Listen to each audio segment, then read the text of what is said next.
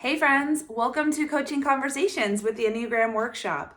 Today we are going to talk about why you are having trouble figuring out your type.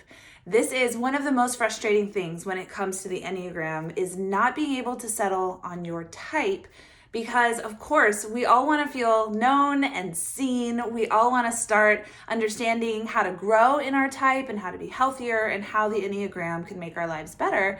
If you don't know your type, you have nowhere to start. So first of all, I just want to start off by saying this journey to finding your type is your own. No one can type you but yourself. Not even certified teachers or coaches. We can help ask questions and we can help clarify how different types may express their core desire and their core belief, and this can be helpful to you as you are on your journey, but you're the only one who can decide your type, who can settle on your type, because you're the only one who knows your core motivation for why you do the things you do. I can help you understand how the Enneagram structure works, but I don't know what's the inner workings of your own heart and mind. That's something that only you can do. And this journey is beautiful. It's okay if it takes time. Many people took them years to figure out their type, which I know you don't want to hear that if you're feeling frustrated right now. You want to hear in 5 minutes you're going to get it, but sometimes you're not. And here are some things though that may be what's getting in the way of you figuring out your type. First thing, and this is going to be a little bit of a hard truth, you may not know yourself as well as you think you do. I'm sorry, but it's true for me and it's true for a lot of us. We come to the Enneagram and we think, oh yeah, I know myself. I mean, I've lived with myself all of my life. I know myself. But as we start asking deeper questions, it can be hard to actually know why we're really doing the things we're doing. And here's why. Because at a certain point, what we do becomes such a habit. It becomes so instinctual that we don't even understand why we've chosen that, because it's something that our brains have done over and over and over again, and there's not even a pause to figure out, do I even want to do this? Is this why am I taking this action? We just do it. It's almost scary how often we act out of habit rather than intention, and we don't even know why we're doing these things. So you may not know yourself as well as you think you do, which is fine. None of us do. And actually one of the greatest blessings of the Enneagram and doing work with the Enneagram and learning it is that it starts to slow us down, to observe ourselves, to observe our patterns, to observe our inner thoughts and our inner feelings, and to start questioning, why did I do that when I felt stressed? Why do I want to take a nap when I feel overwhelmed?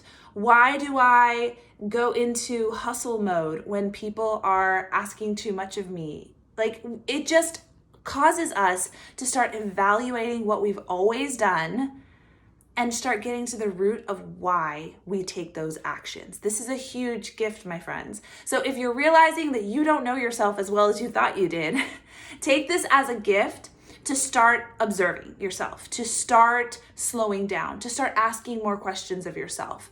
I've actually done another coaching conversation on self-observation. I'd highly recommend going back to that and listening to it and seeing if some of the practical tips that I've given there will help you to observe your patterns of behavior, observe your patterns of thought. The cool thing is, even though we may not know ourselves as well as we think we do, once we start observing ourselves, you are going to see patterns, my friend, because patterned behavior is how our psyche works. We find something that works for us and we repeat it and we repeat it and we repeat it. So when we see patterns, that is a huge clue to us that this is something that is instinctual, and then we can start pulling at that little thread and unraveling what's at the bottom of all of this, and then we can start rebuilding better habits, better thought patterns, better intentional living once we get all the way down to the bottom. But sometimes getting down to the bottom takes a little bit of work. So if you are having trouble figuring out your type, you may not need more information about the Enneagram. you may need to stop and get more information about yourself. What do you do when you're stressed? What do you do when you're happy? What do you do when you're scared?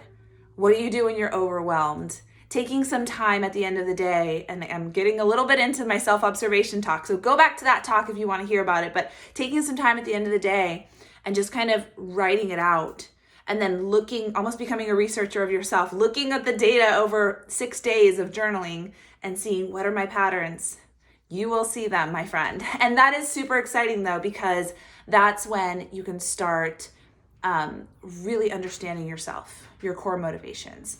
And that may surprise you actually, that what number you end up being. So that brings us to the second reason why you may have trouble finding your type, and that is stereotypes. You may not be served by the stereotypes around your type. Let me give an example. Let's say that the stereotypes around type 9 is that they are super lazy, that they always take naps, that they are always falling asleep, that they are lethargic, and like the sloth is their spirit animal. And maybe you are a very hard worker. You don't procrastinate, you get things done, you just make your lists and you accomplish them. And so you may feel like, well, there's no way I could be a type 9 because I don't fit that stereotype. And here's the thing, stereotypes do not serve us. And they're everywhere, and they have to be everywhere because they're a stereotype for a reason. There is a vast majority that falls in line with the stereotypes, which is why they're so popular and why they are populated by many different people, including myself at times. But if you don't fit the stereotype, it doesn't mean that you are not that type, because what makes you a type is the core motivation and the core fear. That's what you're going to find when you start looking at your patterned behavior. And when you look at that core motivation and that core fear, you may be really surprised if you don't fit the stereotypes of your type. And I've had so many people that I would have typing sessions with, and everything they're telling me is aligning with one type's core motivation and core fear. I'll ask them a clarifying question, shoot, it's right there. I'll ask them another exploratory question, and their answer is almost like textbook that type's core fear and core motivation. And when I present that to them and say, well, it sounds like, because that's what I do in my typing sessions, I ask you a lot of questions, and then I kind of read back your answers to you and say, what does that type sound like? It sounds like you are a type 4, let's say. And they'll say, oh, I resonate a lot with type 4s, but I don't make playlists for every mood that I'm in. And I'm like, that's a stereotype. That doesn't have to apply to you. That doesn't exclude you from being a type 4. If everything that you're saying to me aligns with the core fear and the core motivation, then we've got to let go of stereotypes. We've got to let go of external manifestations. We've got to let go of all the fluff around your Enneagram type and get to the core. And if you are distracted by all the fluff and you feel like all the fluff doesn't fit you perfectly, you're going to have a really hard time settling on your type. The third reason why you may not be able to settle on your type very easily is because your subtype is the counter type of your type. Okay, stick with me. So we've got the 9 types, right? I'm a visual person, so I wish I could I need some sort of magic that I can just show you guys what this looks like. And if you're listening to me on the podcast, use your imagination. We've got the 9 types in a circle, correct? Good. Within each type, so let's say there's the type 3s, all type 3s fall into 3 subtypes of the type 3. There is a one-to-one or sexual type 3, there is a social type 3, and there is a self-preservation type 3. Same with the type 2s. There's a one-to-one type 2, a social type 2, and a self-preservation type 2. These are the 3 instincts: one-to-one or sexual, social, and self-preservation. I'm not going to get into what subtypes are right here, but I can tell you that each of us has one of these instincts as a more dominant instinct than the other 2. So some of us are much more concerned with self-preservation, making sure that we have what we need. one of the best illustrations I ever heard about this was in a party. In a party setting, someone who is self-preservation will be found next to the snack table. They want to make sure that they have the food that they need. It's a silly, super silly, and that doesn't mean that all self-preservations are going to be around the snack table, but if you can imagine it like that, they are very concerned with getting what their bodies need, getting what their family needs, the resources that they need to survive.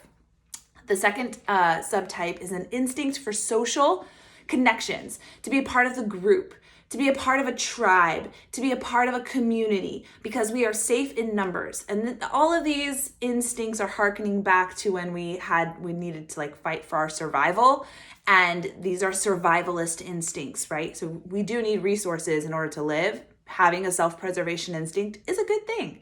We do need to be in community and in a tribe and in a little group that will protect us, that will help us, that we can even have an emotional and just being a part of something bigger than just ourselves. So that is the social instinct. And at a party, they're the ones who are probably, dancing in the middle of a crowd or standing around with a group of people laughing at a joke or something like that.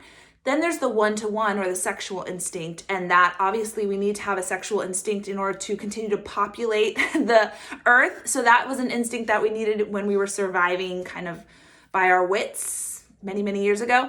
But now it is an instinct that is to have a meaningful connection with one person, to have a deep and meaningful connection with someone, to be seen, to be known, to have an intimacy with someone. And so that's another instinct, and that'll probably be the person at the party who is off in the corner in deep conversation with one person for 2 hours of the party, and they just had the best time, but they literally didn't talk to anyone else. So those are the three instincts in a nutshell. There's so much more I could say about it, but I'm not going to right now. And every type, one of those three is the counter type. So for each number, it's a different instinct. Maybe for type 7s, I believe it's the social 7. That doesn't always manifest like most 7s. For every type, one of those three instincts almost looks a little bit opposite to what you would think. So the counter type of the type 3 kind of wants to hide a little bit and doesn't want to show off. I believe it's a self-preservation 3, doesn't want to show off all of their successes because they kind of want to make sure they have everything that they need. So you can see where if you are the counter type to your type, it may be a little trickier for you to identify with that type because you don't manifest as most others do. So what I would encourage you to do is do some research on subtypes. I wish I had a masterclass for you already on subtypes, but I don't, but I will. But there's so much good information out there. Figure out what your subtype is. And then take a look at what the counter type for the type that you think you are. Let's say you think you are a type 3. And then you figure out, okay, I'm a self-preservation instinct. Is that the counter type of the type 3? Oh my gosh, it is. And so then you can start looking into some of the numbers that maybe you thought, I might be that number, I just don't know if I fit everything. Once you know your subtype, you can go back to those numbers and say, was that subtype the counter type? Could it be that number that I think I might be, but I just don't know if it fully fits? When you go back and look at what your subtype is, it's the counter type of that type, and it can explain a lot as to why you don't fully feel like that number captures your essence, because you're the counter type of that type. Okay, hopefully that didn't confuse the heck out of you. And if you have questions, which I fully anticipate you probably will, feel free to message me, comment below. Let's interact. Let's talk about this. I want to help you understand your type. And I think these three things, not knowing yourself as well as you think you do, getting caught up in stereotypes, and possibly being the counter type of your type, can really be hindrances to you figuring out your type, and I don't want that to be the case. So I'm here. I want to help you. Hopefully this did shed some light and give you some good things to consider as you're working through what your type is. And thanks again for listening / watching / being a part of this coaching conversation. I'll talk to you guys later.